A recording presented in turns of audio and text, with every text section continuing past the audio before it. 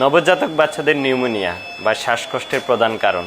আমাদের এনআইসিইউতে সবথেকে বেশি যেসব বাচ্চাগুলো শ্বাসকষ্ট নিয়ে ভর্তি হয় তাদের মধ্যে সবার প্রথম যেই শ্বাসকষ্টের কারণটা সেটা হচ্ছে ট্রানজিয়েন্ট ট্যাকিপনিয়া অফ নিউবর্ন, যেটাকে আমরা টিটিএন বলি। এই ধরনের শ্বাসকষ্টতে সাধারণত 24 ঘন্টার মধ্যেই বাবুগুলো সুস্থ হয়ে যায়। এটা কোনো ধরনের কোনো চিকিৎসা প্রয়োজন নেই।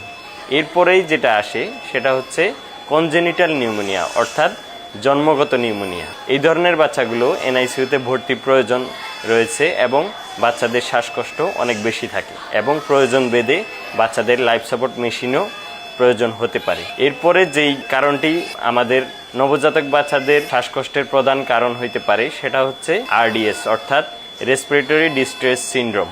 তো রেসপিরেটরি ডিস্ট্রেস সিনড্রোম সাধারণত সবথেকে বেশি হয় যেসব বাচ্চাদের প্রিম্যাচিউর এবং লো বার্থ ওয়েট, অর্থাৎ তার ফুসফুসে একটা সারফেক্টেন্ট নামক এক ধরনের তরল পদার্থ আমাদের টার্ম বাচ্চাদের, অর্থাৎ যেসব বাচ্চাগুলো আমাদের যথাসময়ে ডেলিভারি হয় এবং মায়ের পেটে তাদের জেস্টেশনাল এজটা কমপ্লিট করে আসতে পারে, সেই সব বাচ্চাদের ক্ষেত্রে সারফেক্টেন্টটা পর্যাপ্ত পরিমাণ সিক্রেট হয় এবং এটা হচ্ছে লাংসটাকে অর্থাৎ ফুসফুসগুলোকে এক্সপান্ড করতে হেল্প করে এবং পর্যাপ্ত পরিমাণ এক্সপান্ড হয়।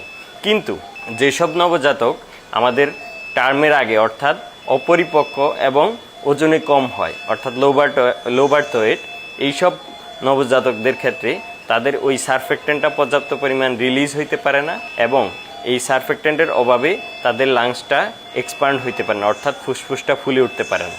এই ধরনের বাচ্চাদের ক্ষেত্রে শ্বাসকষ্টের মাত্রাটা অনেক তীব্র হয়ে থাকে এবং এদের ক্ষেত্রে প্রায় সব ধরনের বাবুরই আমাদের সিপ্যাপ মেশিন থেকে ভেন্টিলেটর মেশিন লাগতে পারে। এরপরে নবজাতক বাচ্চাদের শ্বাসকষ্টের যেই কারণটি সব থেকে বেশি সেটা হচ্ছে বাচ্চাদের অ্যাসপিরেশন, অর্থাৎ বাচ্চারা হয় ডেলিভারির সময় মায়ের পেটে পায়খানা করে দেয়, সেই পায়খানা মিশ্রিত পানিটা তার ফুসফুসে চলে যায়, এটাকে বলা হচ্ছে মিকোনিয়াম অ্যাসপিরেশন সিনড্রোম।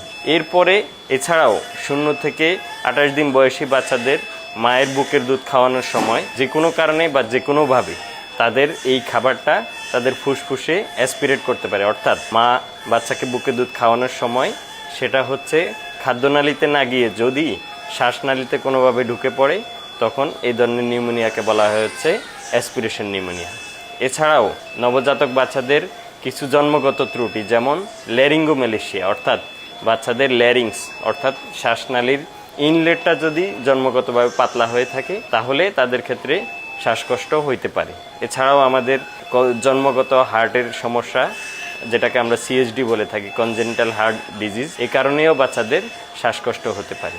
তো আপনার বাবুকে যখনই শ্বাসকষ্ট দেখবেন আপনার নিকটস্থ চিকিৎসকের কাছে পরামর্শ নেবেন এবং এটি প্রয়োজন ভেদে ভর্তি থাকা অথবা না থাকার উপর ভিত্তি করে পর্যাপ্ত পরিমাণ সুচিকিৎসা নেবেন।